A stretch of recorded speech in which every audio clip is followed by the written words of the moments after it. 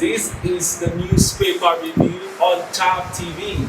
My name is William Sapule, and I'm so excited to have you join me here on this very beautiful ninth day in the month of October. You know how we do it here? We bring you the headlines across newspapers, and we get to talk about them, dissect them, go around the stories, and of course, with you being participants of the program. So don't forget you're part of this program. So do well to put your comments and your reactions on the comment section. Yes, we want to hear from you, and also connect with us on all our social media handles. We're on Facebook, Instagram, of course, and on X, also known as Twitter. So follow us on all of those platforms. And here on YouTube, when you subscribe, don't forget to turn on the notification, because that's how you get notified when next we upload the next episode of our very interesting content we have here on this channel. So if you're just seeing this for the first time, don't worry, you turned on to the very best channel right here on YouTube. Alright, with me on the program to do the newspaper headlines is Victor Sioko, our usual suspect.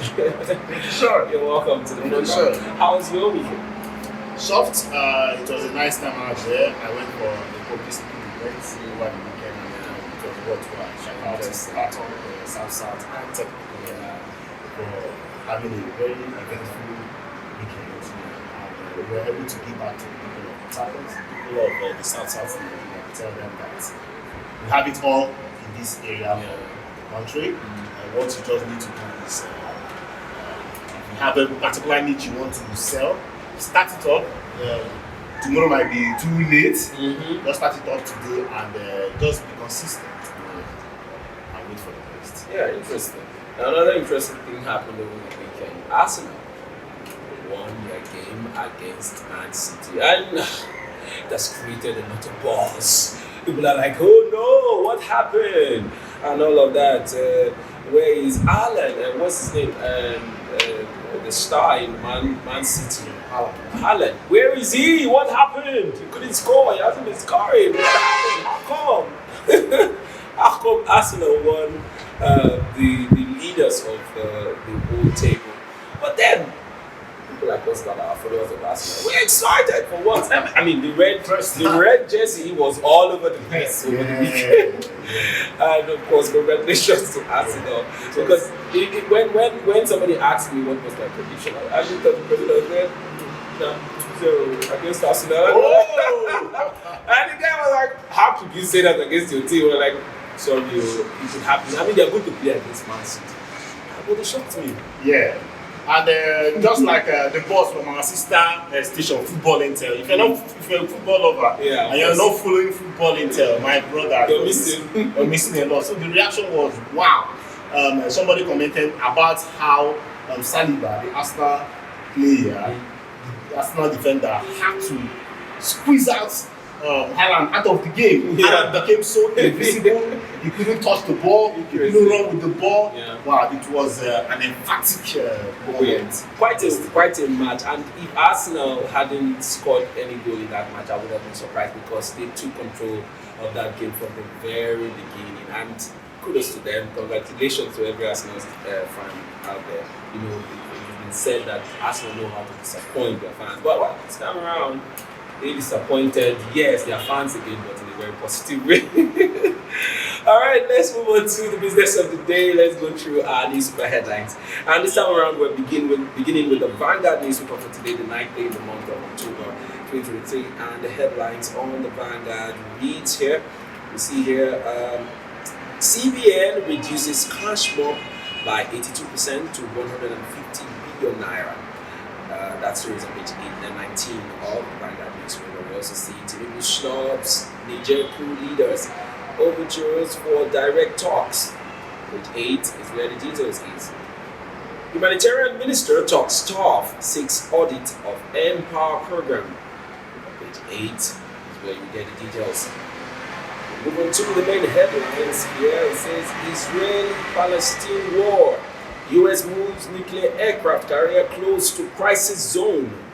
And that story is on page 25. We also see here Tinubu's certificate controversy. 107 senators urge caution. Rule of law as Keyamo. Atiku disagreed. Tinubu is trying to hide many forgeries. Atiku. Why Atiku can't prove forgery against Tinubu? Keyamo.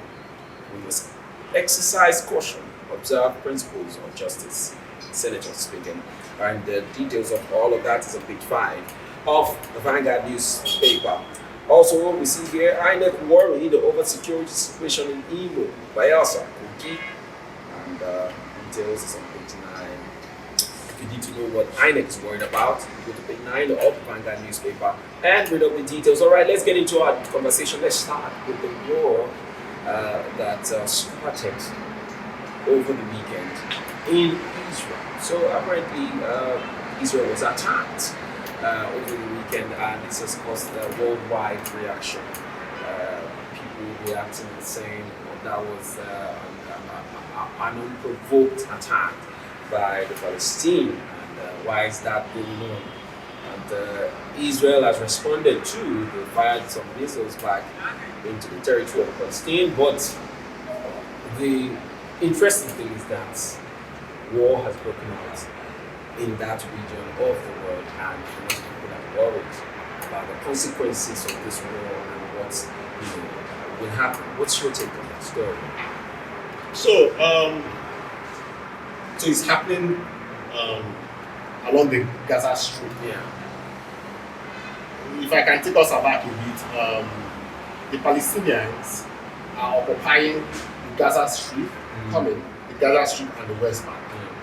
But the people controlling, one thing is occupying, another thing is controlling. The people controlling the Gaza Strip is the Israel. Israel is controlling the Gaza Strip, to correct my analysis. Now, the Gaza Strip is located just by the side of the Mediterranean Sea, where you now have Egypt. It's more like the southwest of the Gaza Strip. Then you have almost the other part of it on the right is now Israel. Now, back in the days, Israel has been told by United Nations to leave the Gaza Strip, to leave control, don't man the air base, you are the one in charge of the air, you are the one in charge of the marine and all that. But just to keep the fact simple, Israel did not remove their hands from Gaza. There is still conflict. The people of Gaza, the Palestinians, are calling for their own self-actualization. It's the same thing that is happening with Biafra. But yes, but in different contexts. I don't have time to speak. Then what happened? Just to summarize things. What happened? A day after the 50th anniversary of the Kippur War, a very notable war that the Hamas attacked Israel without notice. So a day after the 50th anniversary was the 7th of October, which was the day the Hamas went into Israel and attacked, killing them in their droves. What is the reason behind this attack? They say that Israeli has been suppressing them, has been killing their people, and also majorly that the Israelis have dissipated their mosque. That has been a topic since September. Okay, then it's and it's very, with the gory scene that we've been seeing on TV, it has not been a good one for both sides. Okay, but yes, Israel has suffered so much casualty compared to the Palestinian or to the Hamas guys out there. But then you ask, why can't this problem be solved? There for decades. It's been there for decades. And it's even, we just reminded you something. Since 1967, to date, they say that 40% of an adult from Palestinian has gone to the Israeli prison. In fact, even the Gaza Strip on its own is known as an open air prison. So why am I bringing up this thing? Because it's always nice that when you listen to, keep religious aside, keep all the sentiments aside, okay? We need a word whereby, even if from the side of the Palestinian or from the side of Israel, we need people to know that you are dealing with human beings. You have to have that human sense, human mind, human face, and all that. You cannot just be slaughtering children, killing your fellow brothers because of what? Religion and land. It does not make sense. Okay? You know that some people will tell you with scriptures and all that and all that. This war can be solved. It can be solved. Okay? If these two parties can come together and say enough is enough, take your losses, take your knees, and let it just be.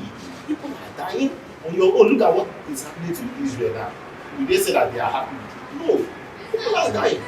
Okay, so now it's now left for the war. Some persons are saying that the Russians are the one powering this. You know, if anything happens now, they challenge this to Russia or China.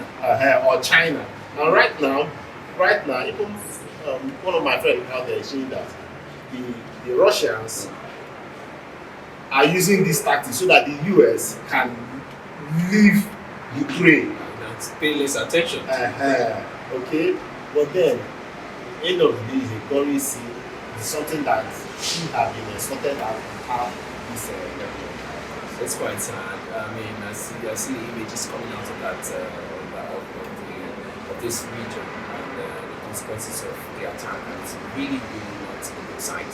Where you see children, old women and men, young boys and girls being kidnapped and taken into Palestinian territory, and you don't know what is going to be the fate of those people. They kidnapped over 300 Israeli citizens, civilians, if you may mention, and that is really sad and scary.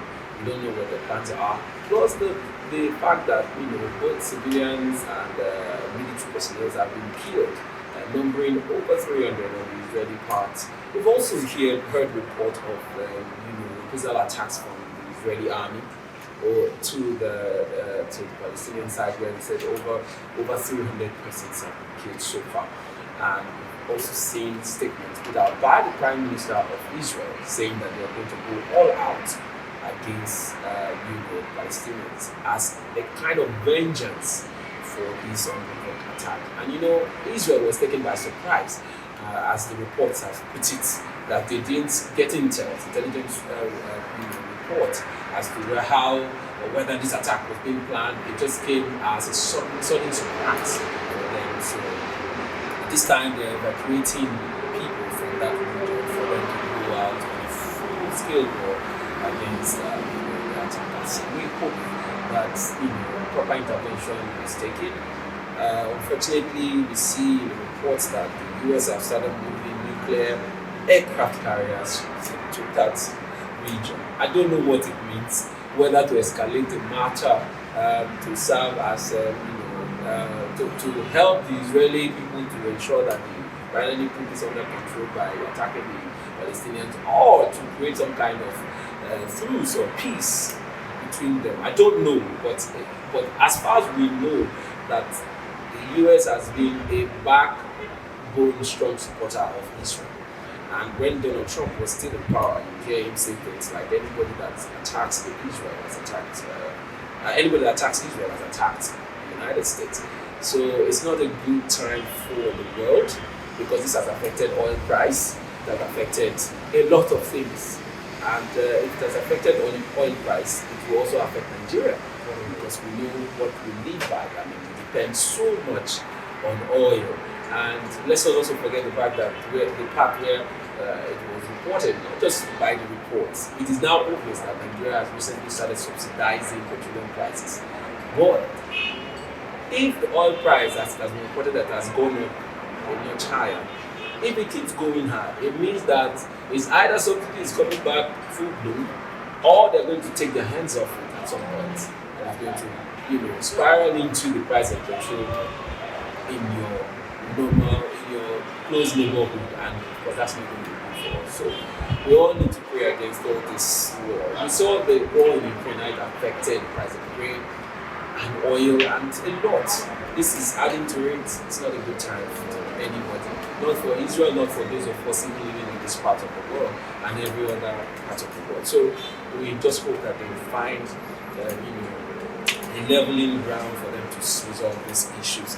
Right, let's quickly move on to our next paper for today, and that would be the Daily Times newspaper for today, the 19th day of October. And on the Daily Times, we have a headline here: why fiscal monetary authorities must jointly tackle rising inflation, economic downturn. Experts.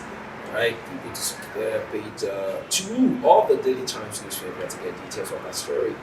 The main headline here on the Daily Times reads: remove Tinubu as president. No further evidence required. Atiku tells Supreme Court. Says forged certificate to INEC, weighty constitutional matter. Cites Apex judgments on forged certificates. 20 paragraph affidavit proposed in support of appeal. Alright, interesting story there, and it's on page 4 of the Daily Times newspaper. At the bottom, we see gaming. Federal government rubs its hands over expected billions of naira. Gives nod for international conference. Foreign investors coming. We also see Wike ignores court orders, demolishes multi-billion naira property near Lagabana's resident. Page 5 is where details of that story is. Crisis looms in Imo community over land seizure by governor's agents. Page 10 is where that details is, and you'll see here. Oba of Benin introduces 1 month fasting to traditional festival. Interesting headline. Page 5 is where you get that details. I said interesting headline. Oba of Benin, traditionalist. This fasting, is it traditional fasting? I don't know. I need to find out details on page 5 of the Daily Times newspaper. But the fasting can come in different ways. Do they fast traditionally? I don't know. If you know, please drop it on the comment section. Let me also learn that, if you serve the normal traditional gods, you also fast to worship God. I don't know. I know that in Christendom. I don't know that in other religions. So, if you know, please educate me. Let's have a comment on the comment section. I'd like to know. All right, let's move away from that story and go to the matter of Atiku against Bola Ahmed Tinubu. They've been on the news like forever. Within the last 3 weeks, we've seen Atiku move very strongly to get the academic record of Bola Ahmed Tinubu from the CSU. Finally, that came out, and now, just like we predicted, that he's going to want to file this record as some kind of case at the Supreme Court, and he has asked for that to be done, citing that Frederick cannot be accepted, and of course here we see him praying to the appeal court to remove Bola Ahmed as president of Nigeria because Frederick cannot be accepted. What's your take on this file? Okay, will I say more insights are coming out from the whole forgery case in court. So, remember when the Chicago State University released their reports, you saw the part where they were asked whether the result was fake. They say that they did not know because they give other companies the right to print certificates for them. Now, yes, the certificate that they produced from the one Tinubu submitted to INEC has differences on it. But then, you now ask, who will determine whether it's fake or not? They will tell you, like what the case Festus Keyamo was saying, that for the fact that Tinubu has, Atiku has said that Tinubu forged certificates, fine. Atiku should go ahead to investigate who produced that certificate. The forged one, the so-called alleged forged certificate. That is not their own duty to produce the people that printed it. Sure, you want to go to court, go and produce those persons or the company that printed the certificate, and then go and investigate. When by the time you bring out their name, you your own to go and investigate to find out whether there's an original and this is the fake. You see the issues now. So, but that is law for you, and that is you countering issues. So, with that being said, I think it has also watered down the findings with respect to whether their certificate is original or not. But that aside. Another issue that will come up further is the issue of did Tinubu get the first school leaving certificate? Did he get his results right before getting the Chicago State University, getting into Chicago State University? That is another big question out there. Why do we say that? Because on their own, if Atiku can, although there's no time, but if Atiku can get facts to present that certificate that Tinubu submitted to INEC, that it was a product of forgery that got him into the university, that is a case. Okay? Meaning that the prerequisites that was supposed to have gotten for him to get the certificate that he submitted is an act of forgery. An act of forgery has occurred in that channel, in that line. Okay? But yes, it is also now for the Supreme Court to see with their own eyes to know whether forgery has been done or not. But mind you, like I will always say, whenever the topic is brought up on our channel, I will always say this: the Supreme Court judges shouldn't or are known for persons that don't put their eyes into evidences. Their interest, their power mostly lies on the interpretation of the Constitution. So you ask the question, so what did they now throw away all of this evidence in the name of technicality? And then the question of what is giving Atiku the confidence that all of this new evidence that is about to tender before the Supreme Court is going to, give him any kind of justice. And it makes me wonder. Yeah. And then I've also wondered that when you went to the tribunal with all these allegations, did you prepare enough to prove it? The tribunal has ruled that both the Labour Party and the PDP could not prove their case beyond reasonable doubt, and that's why they have said that okay, it will be struck or it has been struck. Now they're going again before the Supreme Court to say, okay, we have new evidence and new cause to say what we claimed during the tribunal is true, and so we want to present new evidence. It's quite a tough call, but everybody has a right. Atiku, the Labour Party, and the likes have absolute right to go about the case the way they are doing until the court proves otherwise. So, kudos to them as we continue to see new regulations as regards, the results saga. And a lot of people have also said, what is up with the president? He hasn't been talking much about this matter. We've not heard him say one thing as regards whether his results are fake. What's happening? However, I had the spokesperson speak about it on TV and via reports, papers, and all of that, statements being put out. So what's up with the president and where is he? And while all of this is going on, he has been some kind of missing in action. All right, that's away from that. Let's take a quick break. When we come back, we are going to go into our last paper for the day. Hope you're enjoying the conversation. Don't forget that you're also part of it. So do well to drop your comments. We'll be right back. Hey there. Are you looking to record your videos, do your voiceovers, and take your professional pictures? Look no further. With our state-of-the-art newsroom, photography, kitchen for our food content creators, and exclusive children's studio, we certainly can deliver the best studio experience. Our carefully designed studio space can bring your diverse creative content ideas to life. We aim to consistently serve value to our customers far and wide. Come, let Tharv Media give life to your dreams. Tharv Media, a slice of infotainment. All right, welcome back from that very short break. I want to thank you so much for watching up to this time. let's get into our last paper for the day, and that will be the Guardian newspaper. And on the Guardian here we have this headline: War in Middle East may spiral, push monthly petrol subsidy to 644.8 billion naira. Exactly what I was saying at the beginning.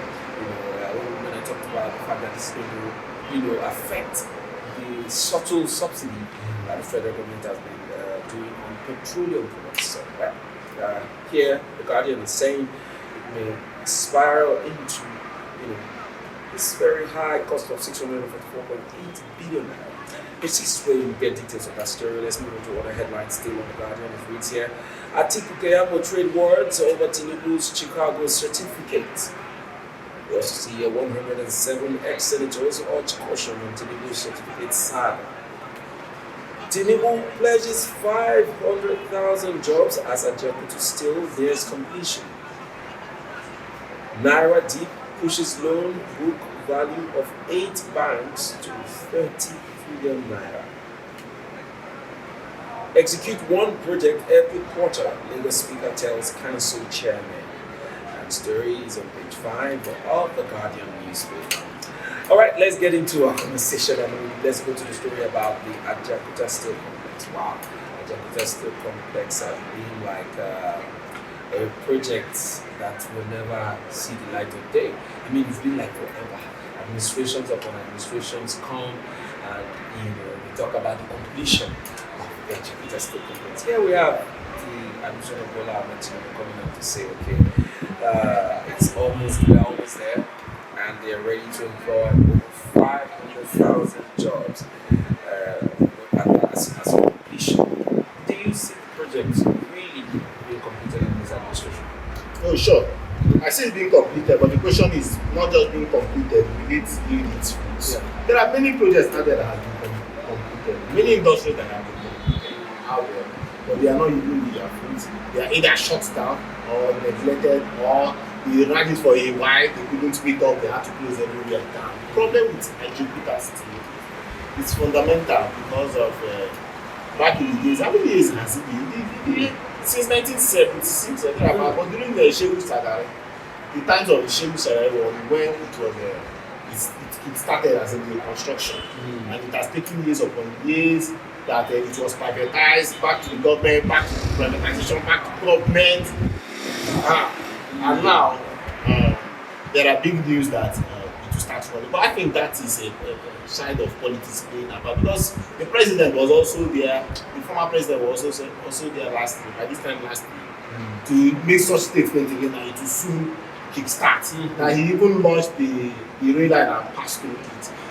We cannot underestimate the power or the magnitude of that project. Yes, it is. The Ajakuta Steel project is more like a project of, in fact, the oven. The oven of the Ajakuta Steel is bigger, more expensive than the entire refineries that we have. That is the magnitude of money that has been pumped into it. Just firstly, to be managed by the people that started the project, the Soviet Union. Not until there were some engineering and mismanagement issues that around 2006, 2007, they now brought a new partnership with the Chinese guys. Chinese guys now came back. At the end of the day, many things are not functional. It was supposed to, even the cement side was supposed to be running, but it's not that functional.